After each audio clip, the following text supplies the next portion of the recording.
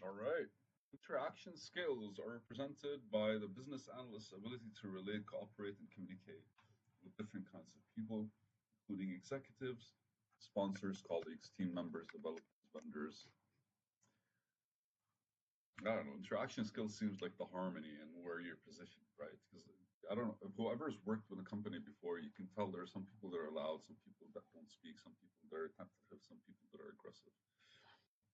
Interaction, I guess, is in the between, right? Um, Business analysts are uniquely positioned to facilitate stakeholder communication, provide leadership, encourage comprehension of solution value, promote stakeholder support, and propose changes. The entire job is literally just best way I can describe it is there's something that already exists and they bring an outsider, which is a business analyst. And the business analyst has to kind of connect with everyone. And if you imagine like I don't know, a stronger connection moves somebody, moves a position, moves away, some work is being done.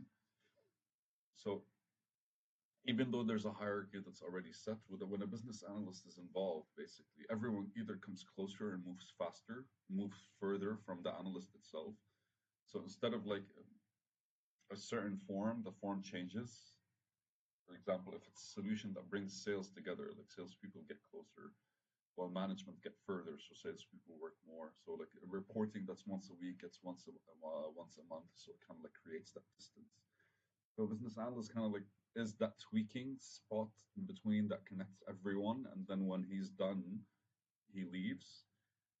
If anyone's ever watched like how bamboo stuff get made, like there's a bow and arrow when it comes to bamboo, and what they do is they kind of like they bend them and twist them, and they put like they tie them in ropes and they put sticks. And the reason they do that is because like it takes shape, and after they're done, they take away those sticks, and then the bow basically takes shape.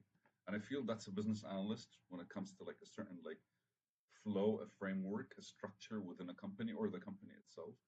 But what it does is it kind of like pulls from the right directions, creates tension in the right direction, releases stuff in other directions until there's a different flow happening that's more harmonious. Whatever. So interactional skills basically or competencies include facilitation, leadership, influencing, teamwork, negotiating, and conflict resolution. And we're going to go through all of them. So facilitation is what's the purpose is to basically allow for the interactions to make them easier. For problem solving, exchanging ideas, information, or reach an agreement regarding the priority of the nature of requirements. The business analyst might also facilitate interactions between stakeholders for the purpose of negotiating and conflict resolution, as discussed in whatever. Facilitation is the skill of moderating discussions within group and in order to enable basically like all participants to effectively articulate their views. And on a topic, ironing out the feelings and emotions that come out when we're trying to speak our truth. I guess what facilitation means to me. This ensures people are able to recognize and appreciate the different points of view instead of just feel offended by them. What are the effective measures? Making it clear, encouraging participation from all attendees, remaining neutral, establishing ground rules such as being open to suggestions, ensuring participants discussing correctly understand each other's positions, using meeting management skills and tools to keep discussions focused, preventing discussions from being sidetracked to irrelevant topics, and understanding considering all parties' interests. Under no circumstance am I assuming that what I'm reading right now is that's the last part. This entire book is literally for us to kind of like use as a documentation. It's like, oh, I'm conducting meetings. Where does this book talk about meetings? Oh, it talks about it when it comes to like facilitation, leadership, teamwork, and they review each other. Like you're always, it's not a straightforward chapter 1, 2, 3, 4, 5, 6, 7, 8, 9, 10. You have to imagine them as a circular thing where each chapter is kind of like repeating itself. Because everything you're learning here is like, okay, so like right now, look at this part here. So, the business analyst may also facilitate interaction between stakeholders for the purposes of negotiation and conflict resolution, right? As discussed in negotiation and conflict resolution in chapter 210, on page 210, basically. Where is it?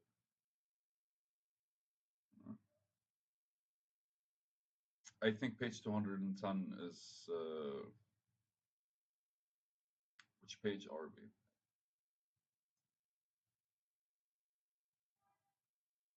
All right, so it's my bad. It's in 9.5, right? Like we finished facilitation, finished leadership and influencing right now. We didn't finish leadership and influencing. But what I'm trying to explain is this basically, like in the teamwork and teaching, basically they're within the next chapters after this one. We learn and we push something to a chapter after that. And most of the time, whatever we're learning is an input to a chapter before us. So it's circular, not linear. I don't know if I'm wasting time or I'm just kind of like trying to explain things differently. Leadership and influencing, basically, what's the purpose? Is to be able to influence people to change their mind, is to build consensus and encourage stakeholder support and collaboration. What's the definition? It's involves motivating people to act in ways and enable them to work together and achieve shared goals and objectives. Understanding the big difference between leadership and manipulation. Manipulation is very self-centered, while leadership is group-centered. It's goal-centered, right? So understanding that individual motives needs the capabilities of each stakeholders and how those can be effectively channeled assist business analysts in meeting the shared objectives of the organization. Business analyst responsibility for defining, analyzing, and communicating business analysis information provides opportunities for leadership and influencing whether or not there are people formally reporting to the business analyst. It's a beautiful thing when you start considering like charisma and interacting with people. Anyways, what are the effectiveness measures? Just reduce the resistance to necessary changes, articulation, and clear, inspiring vision, success in inspiring others to turn vision into action, influence on stakeholders and understand mutual interest, effective use of collaboration techniques, influence of stakeholders to consider broad objectives over personal motivations, and reframing issues to alternate perspectives can be understood and accommodated. Teamwork. All right, so the purpose of teamwork is teamwork. To just allow business analysts to work productively with team members and stakeholders. What's the definition? Business analysts often work as a part of a team with other business analysts, project managers, stakeholders, subject matter experts. Relationships with people in these roles is a critical part of success in any project. It's important for the business analyst to understand how the team is formed, how it functions, recognizing team dynamics, and how to play part in team progress through various stages through the project is crucial. Knowing and adapting, building and maintaining trust in teammates contributes to the integrity of the team as a whole. When team members actively foster the environment for positive and trusting team dynamics, blah blah blah. Team conflict is common. It's handled well. The resolution of conflict can benefit the teams. Resolving conflict requires the team to focus on examining the positions, assumptions, observations, and expectations of all team members. Working through such problems can have a beneficial effect of strengthening the foundation of the analysis of the solution. So basically, like, I realized I got a bit monotonous. Team conflict is common. If handled well, the resolution of conflict can benefit the team. Resolving conflict requires the team to focus on examining the position, assumptions, observations, and expectations of all team members. For some reason, I had a flash of Mad Men. Has anyone watched the series Mad Men? Because there's always this kind of like thing going on between them. Working through such problems could have a beneficial effect of strengthening the foundation of the analysis and solution. And basically, the teamwork is all about not avoiding, finding a way not to reach conflict and resolving it when it happens. Effectiveness, fostering, if you have a collaborative working environment, that's basically it. Effectively resolving conflict when something happens, developing trust among team members, support among team or shared high standards of achievement, promoting a shared sense of ownership, and team goals. Negotiating conflict resolution, business analysts occasionally mediate negotiations between stakeholders in order to reach common understanding and agreement. During this process, business analysts help resolve conflicts and differences in opinions. You're kind of building on each other. Facilitation kind of supports in leadership and influencing. Leadership and influencing supports in teamwork. Teamwork supports in negotiation and conflict, and ultimately in teaching. All right. So when it comes to interaction skills, these ones kind of fall behind each other, and they're kind of like structured in a way. Well, that's the way you evolve within the structure. Like you have stronger interaction skills as you learn to facilitate better, which leads to and leads to and leads to. So what's the purpose of negotiation and conflict resolution is to figure out what the people, why are they being anal, what they need, and how can you give it to them without actually like putting the vision in jeopardy. Right? Involves mediating discussions between participants in order to help them recognize there are differing views on the topic, resolve differences, and reach conclusions that have the agreement of all participants. Successful negotiation and conflict resolution includes identifying the underlying interests of the parties, distinguish those interests from stated positions, and helping the parties identify solutions that satisfy those underlying interests. Right? Like, and it's exactly what I said, but like with a bit more. I'm sorry, man. I'm thinking of something else. When a few sentences start repeating themselves, my brain just kind of like goes, "Oh, okay, so like we've read this before multiple times." But in a way, I want to be aware so that this time would be one of those like, right? Like you want to create that mental map in your head that allows you to what is happening here? Oh, tick, tick, tick, tick, tick. And then you can extract the information that you remember. Successful negotiation and conflict resolution includes identifying the underlying interests of the parties, distinguishing those interests from the stated positions, and helping those parties identify solutions that satisfy those underlying interests.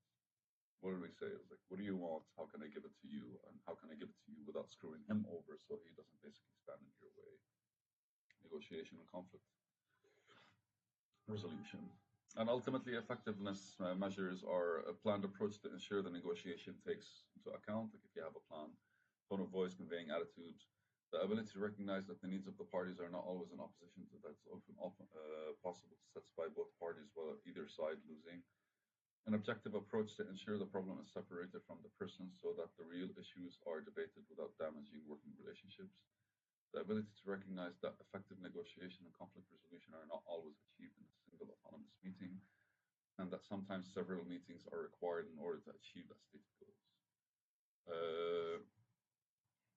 Teaching skills help business analysts effectively. The last one is teaching. Teaching skills have help business analysts effectively communicate business information, concepts, ideas, and issues. So teaching is underrated from the terms like right now I'm learning a lot more when I'm trying to explain what I'm understanding to you, which is technically teaching. And I'm not saying I'm teaching you something because I know what I'm talking about. But the attempt of teaching allows you to hear yourself first. Like, what is it that you're actually what you know, what you're trying to tell somebody else or show somebody else or teach somebody else. And the minute you do that, you're creating that relationship between the topic and you. You're creating an objective relationship because you're subjectively translating something in a way that other people could actually understand it. So the point of neutrality is subjectivity. And what I'm trying to say is like teaching is underrated because in order to truly understand something, you have to teach it. So teaching facilitation allows you to understand how to facilitate better. Teaching leadership allows you how to lead better. Teaching teamwork. Although being a teacher in that is not the same as teaching. There's a lot of people these days are basically teachers. And I don't necessarily trust that a teacher and somebody who's teaching are the same thing. I love it. I can write it down. Uh,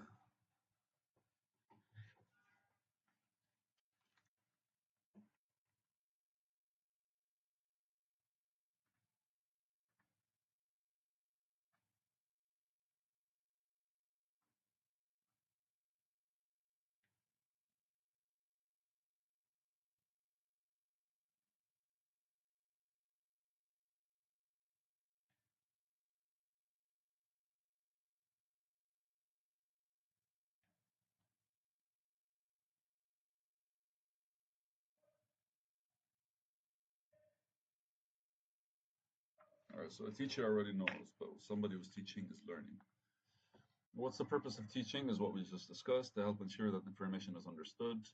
The definition is the process of leading others to gain knowledge. Business analysts are responsible for confirming that information communicated as has been understood by stakeholders. Business analysts lead stakeholders to discover clarity and ambiguity and helping them learn about the context and value needed being investigated. This requires teaching skills and selecting the most appropriate visual, verbal, like, okay, so you're building skill sets in order to teach better, right? It's like, a visual, verbal, written, kinesthetic teaching approaches according to the information or techniques being taught. The intent is to draw out stakeholders, engagement, and collaborative learning to gain clarity. Business analysts frequently elicit and learn new information and then teach this information to stakeholders in a meaningful way. Uh, Measures of effective teaching include utilizing different methods of communicate information to be learned by stakeholders, discovering new information through high levels of stakeholder engagement, validating the audiences, have a clear understanding of the key messages that are intended to be learned, and verifying that the stakeholders can demonstrate the new knowledge, facts, concepts, and ideas. So yeah, these are it. It just got like a kind of like a slap of inspiration. And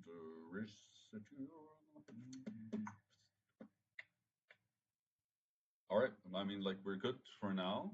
Negotiation and conflict resolution. All right, my babies. Yalla. Peace out. Next is tools and technology. And then after that, we'll be done with chapter 9. I love you. Bye.